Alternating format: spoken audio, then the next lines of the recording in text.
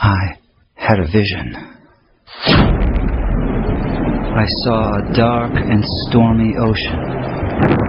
In that ocean, I thought I saw multitudes of poor human beings plunging and floating and shouting and shrieking, cursing and struggling and drowning. And out of this dark, angry ocean, I saw a mighty rock that rose up with its summit towering high above the stormy seas. And all round the base of the rock, I saw a vast platform. And on this platform I saw with delight a number of the poor wretches continually climbing out of the angry ocean. And I saw that some of those who were already safe on the platform were fervently helping the poor creatures still in the angry waters to reach safety. But something puzzled me. Although they had all been rescued at one time or another from the ocean, nearly everyone seemed to have forgotten all about it. Anyway, the memory of its darkness and danger no longer troubled them. And what was equally strange and perplexing to me was that most of these people did not seem to have any care, that is, any agonizing care, about the poor perishing ones who were struggling and drowning right before their eyes. But then I saw something wonderful. I saw a great being from above come straight from his palace, right through the dark clouds. And he leapt right into the raging sea among the drowning people. And there I saw him toiling to rescue them, until the sweat of his great anguish ran down in blood. And he was continually crying to those already rescued, to those whom he had helped with his own bleeding hands, to come and help him in the painful and laborious task of saving the lost. But the strangest thing of all was that those on the platform to whom he called were so taken up with their trades and professions and money-saving and pleasures and families and community and gatherings and religions and arguments about it that they did not respond to the cry that came to them from this wonderful being who had himself by his Spirit gone down into the sea. And so the multitude went on, struggling and shrieking and drowning in the darkness. And then I saw something that seemed stranger than anything that had happened before in this very strange vision. Those whom this wonderful being cried out to come and help him in his difficult task were always praying and crying to him to come to them. Some wanted him to come and stay with them and spend his time and strength in making them happier. Others wanted him to come and take away various doubts and misgivings they had concerning the truth of some letters which he had written them.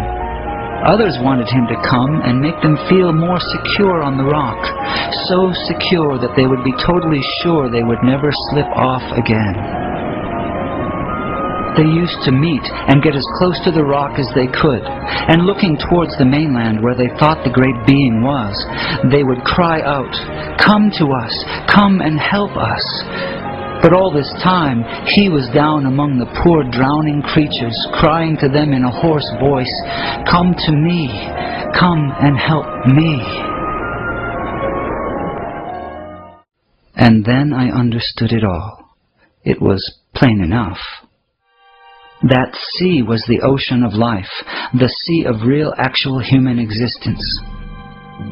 Those multitudes of people struggling in the stormy sea were the billions of sinners from every race, language, and nation. That great sheltering rock was Calvary, the place of the cross. And the people on it were those who had been rescued from sin and hell, and who professed to be followers of Jesus Christ. That mighty being who called to them from the tempest was the Son of God, the same yesterday, today, and forever, who is still struggling to save the dying multitudes about us from this terrible doom of damnation, and whose voice can be heard above the music and machinery and noise of life, calling on the rescued to come and help him save the world. My friends in Christ, you are rescued from the waters. You are on the rock. Jesus is in the dark sea, calling on you to come and help him. Will you go? 渴望我的主啊，求你使我放下心中所爱。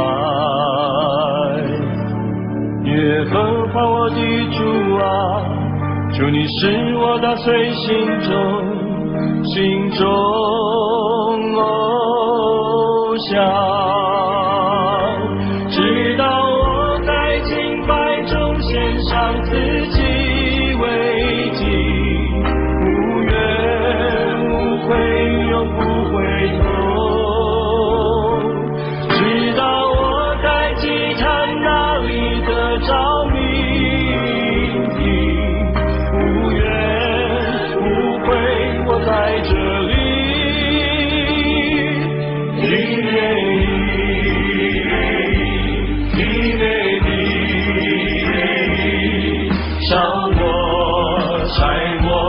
在这里，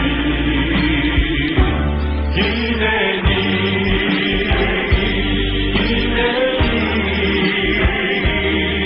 烧我，拆我，因为你。